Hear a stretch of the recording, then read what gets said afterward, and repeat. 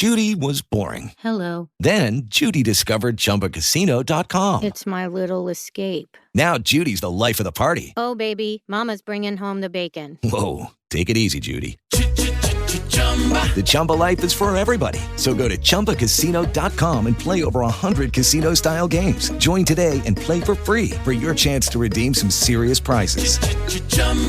ChumbaCasino.com. No purchase necessary. Void where prohibited by law. 18 plus terms and conditions apply. See website for details. Right? Is it the golden plover, or is it the red grouse? I mean, are these names even real? My name is Richard Dix, and this is How Did That Happen? A podcast where I look at everyday things or events and try to figure out how they came to be. Every week I will research one topic, and by the end of the episode, I hope to truly have the answer to the question, how did that happen? Hello, and welcome to another episode of How Did That Happen? This week we are doing the Guinness Book of World Records. This is episode 46. Let's see, we have a little bit of housekeeping to get to before we hop to the actual episode. I will say the website now is up and running and is as close to a finished product as it may get in the near future. So you can go check it out. It's hdthappen.com. It is the same thing as the Twitter handle. So if you know the Twitter handle, just add .com to it and you'll be right there. Also, if you're on Twitter, it's right there on the homepage. And that's going to be a place where we can kind of go a little bit further with the topics that we cover. I'll also be doing a blog there. I'll kind of just let more of my own thoughts out that are, I wouldn't say that are not very linear to the podcast, but are more like in the same vein of just trying to grow what HDTH is. And I really have a large vision for it overall, so you guys will be seeing that as time goes on. But yeah, definitely check the website out. The mini-sodes are going good. I know last week's episode was Oprah. That was an interesting one for me because she was the first person I covered who's still alive. So you really have to, kind of almost not form your own opinions, but like tell the story. Like with people like Alexander the Great or William Shakespeare, or even who were doing next, which is still a secret. They're already, I think they're dead. They're already dead. Like there's already been like this narrative and this whole idea and opinion on what their life was. There isn't that with people who are still alive. I say all that to say, I hope you liked it. And now I'm going to get into the what am I watching, because this one in particular actually goes hand in hand with the episode. Interestingly enough, I just finished The Midnight Club, and that was a really good show. If you haven't watched it, I would say give it a shot. If you're not into, it's about teenage hospice patients, so I mean, it could be triggering for some people. I understand. I'm going through similar things in my life right now, so it's like, when I told my mother what I was watching, she was like, "What are you watching? The teenagers in hospice care? Like what?" Like even I was just like, I don't have time to explain to Mom. It's a good show. But the interesting part about it is, Midnight Club actually set a world record for the most scripted jump scares in a single television episode, and it was 21 in total. And so I just thought that was interesting, since we're talking about the actual Guinness Book of World Records. One of the shows that I'm watching right now actually did just break a world record. So I don't know, just trying to find connections here. I think that's about all we have to say before we hop into the episode. As always, I want to thank all you guys for pressing play and coming back week to week. And let's find out how the Guinness Book happened.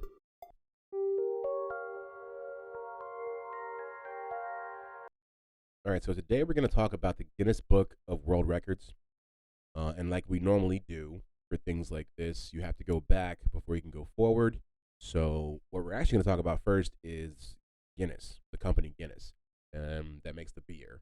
So Arthur Guinness founded the Guinness Brewery in 1759 in Dublin, Ireland. The beer was originally brewed at the St. James Gate Brewery, and when he first created this property, this is wild to me, of course. He signed a 9,000-year lease, 9,000 years. When he first was going to create this company in 1759, this dude basically signed on until the year 10,000 or 759. Like, who thinks that far ahead? Who right now has a 9,000-year lease on something?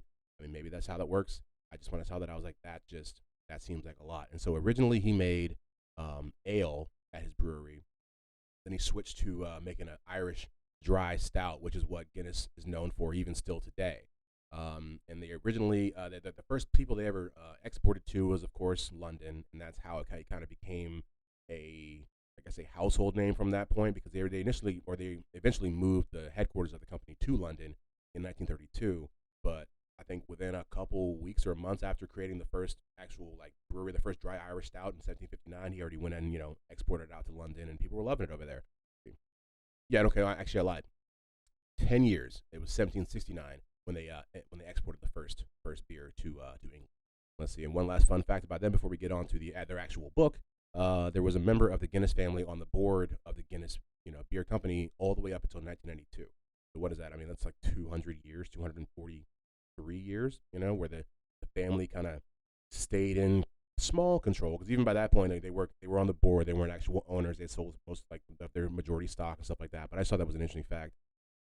One more before we move on to the actual book is that the original brewery where he brewed the first dry Irish stout it's still there. It's not a brewery anymore. It's a museum for Guinness, but it's actually pretty cool. And if I ever go to Ireland, I definitely want to check it out.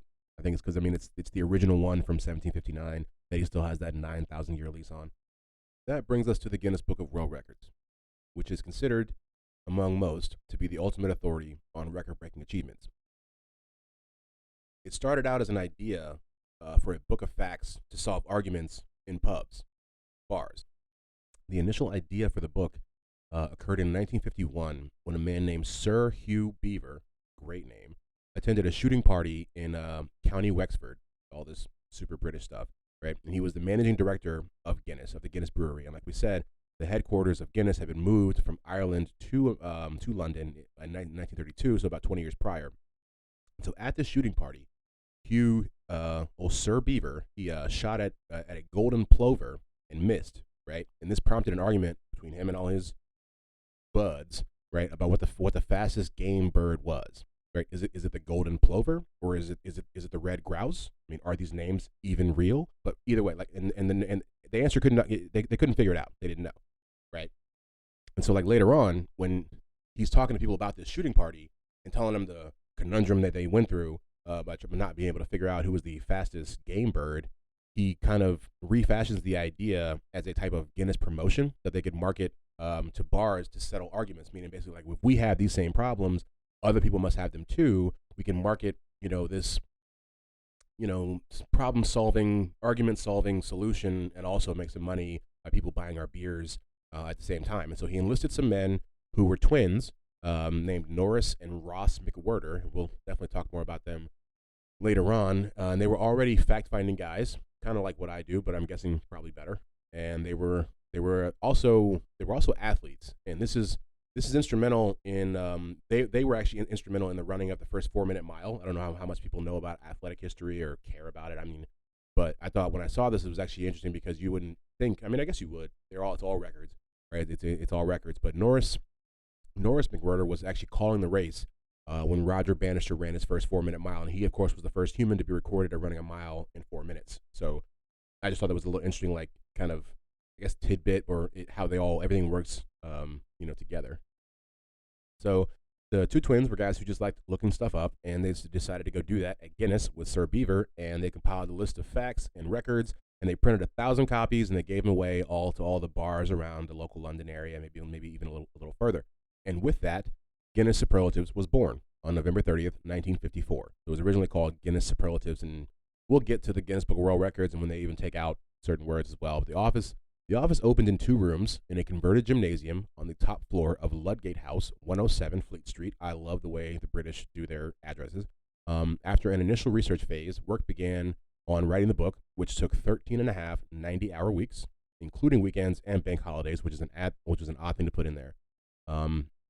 Like I said, the books were originally a part of the bar as a marketing thing for this is the Guinness book. We're in here drinking, and if you have an argument you need to settle, the answer may be in the Guinness book. Also, would you like a Guinness while we're doing this? And they would end up being stolen. And that was the impetus behind why they wanted to start selling them, because they realized now they have something, valuable on their hands. The first American edition of the Guinness book was released in 1956, and it still has that name, Superlatives. It was called the Guinness Book of Superlatives. So you see, maybe 2 years after they make it, they start shipping it over. Because like I said, they realized that they make those 1,000 copies, right? They put them out in the pubs. Everyone's loving it. All of a sudden, they keep having to replace them, at their expense. And so they realize, oh, the people love this so much, they're stealing it. Let's make them pay for it, and then it grows. And it's interesting to mention that although the books, they never did tackle the original question that created, this whole love and fascination of records. Let's see. I believe the answer is the red-breasted merganser. I have nothing to do with bird watching, but I would get into it just off the names alone. All right, and so I'll hit you with a couple fast facts about the good old Guinness Book. There are actively more than 60,000 records in their database.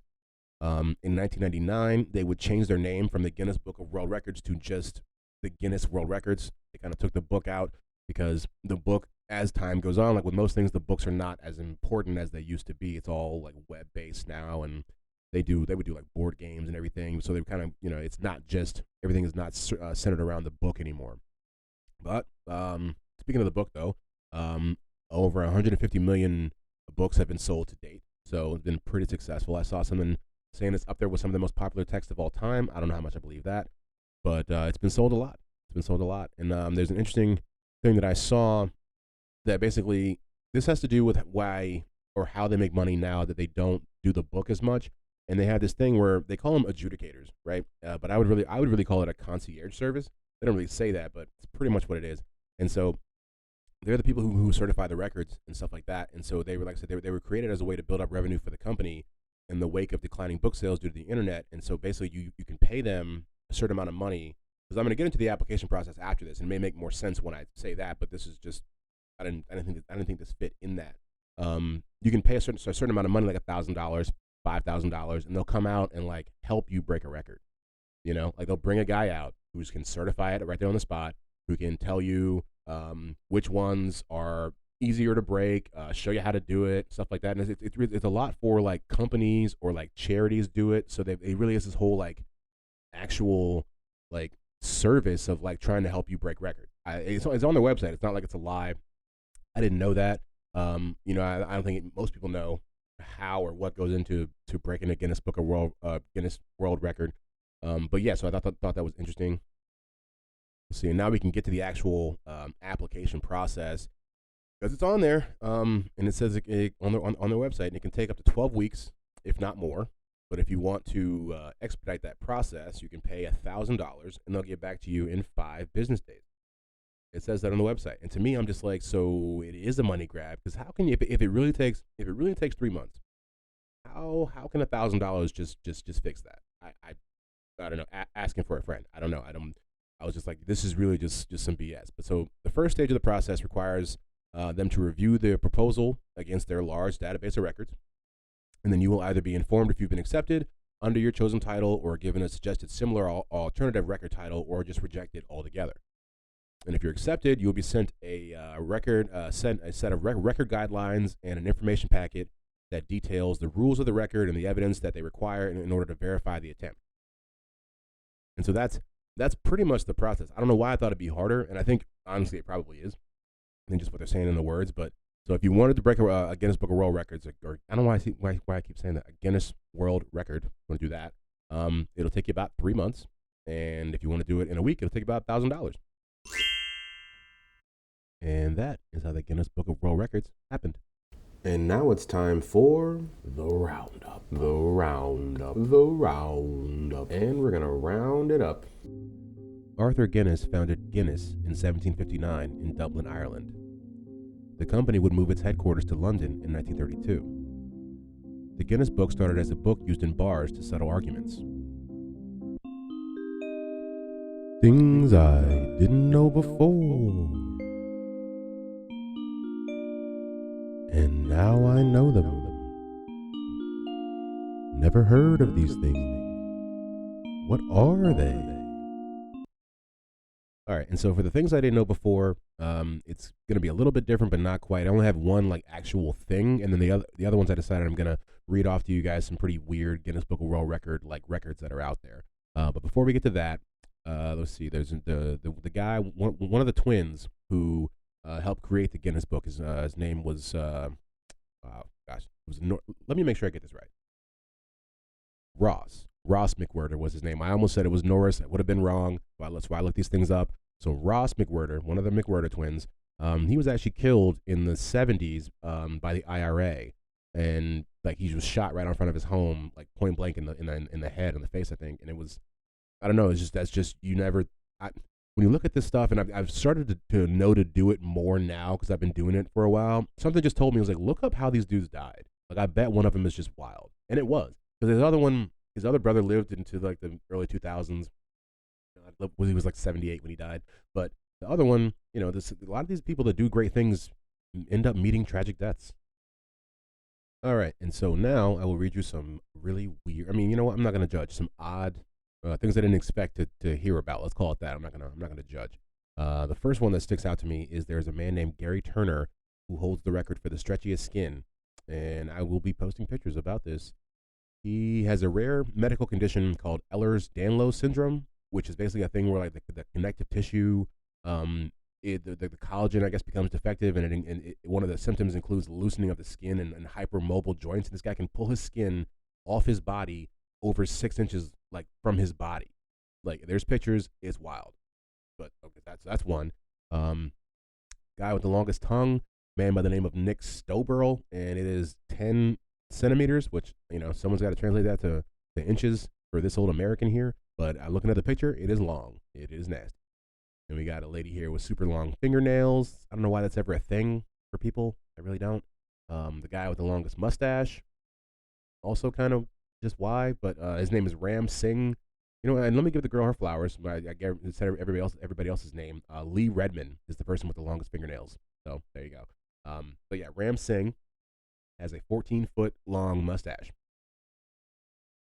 And I'm sure he has a good reason for it. Let's see. We got beard holders. There is this is the Ramos Gomez family set the record for being the largest hairy family in 2000. I don't know why there needs to be the largest. It's just you have I will be posting this picture. This man's face is covered in hair. I did not know people like this existed. He's covered in hair, and his family is hairy, and his wife is hairy. So that to me means are you looking for a hairy wife? I guess you must, right? Or I don't know. I don't know. So that takes the cake right there for me as far as I think one of the weirdest. Definitely one of the weird. I'm going to go ahead and judge. It's a little weird. Let's see. There is a parrot who set the record for opening the most. What is it? Opening the most number of cans in 1 minute. It's a macaw, like the thing from Fruit Loops. Yeah, I don't know why that's a thing. He did 35 in a minute. Why is the real question? How does someone find a macaw and then be like, I know what your real skill is. I know you think it's looking like you enjoy fruity cereal, but really it's opening as many cans as possible in 60 seconds. Let me see, I'm going to keep scrolling and probably get up out of here because nothing's going to beat that hairy face family. I really don't think so. Like I said, I'll be posting pictures of that on the Twitter page and may even go deeper on the website. I'm still processing that. There's some weird ones in here I'm not even really going to go deep into. There's one where how many spoons can you put on your body? Why? I don't get it. Yep, that's it. We're going to end that with the hairy family, and then yeah.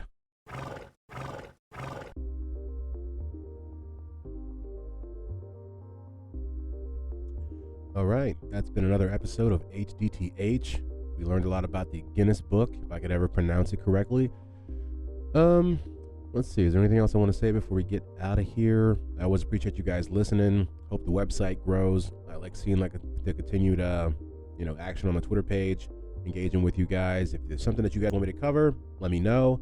Especially with the BSBs, the bite-sized bios, they will continue to be coming out every Thursday at 4:30 a.m. And like I said, the HDTH comes out every Monday at 4:30 a.m. Let's see. I think that is about it.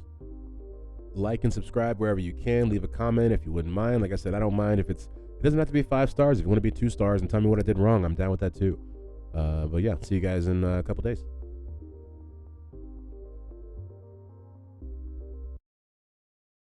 Lucky Land Casino, asking people, what's the weirdest place you've gotten lucky? Lucky? In line at the deli, I guess? Aha, in my dentist's office. More than once, actually. Do I have to say? Yes, you do. In the car before my kids' PTA meeting. Really? Yes. Excuse me, what's the weirdest place you've gotten lucky? I never win and tell. Well, there you have it. You can get lucky anywhere, playing at LuckyLandSlots.com. Play for free right now. Are you feeling lucky? No purchase necessary. Void where prohibited by law. 18+. Terms and conditions apply. See website for details. Hello, Saver. Whether you're saving for that trip to the tropics or saving for an emergency, now is the time to take advantage of Wells Fargo's savings options. Wells Fargo offers savings accounts that can help you save towards your goals. So, what are you saving for? Visit a Wells Fargo branch or wellsfargo.com/save to open a savings account today. Wells Fargo Bank, N.A., member FDIC.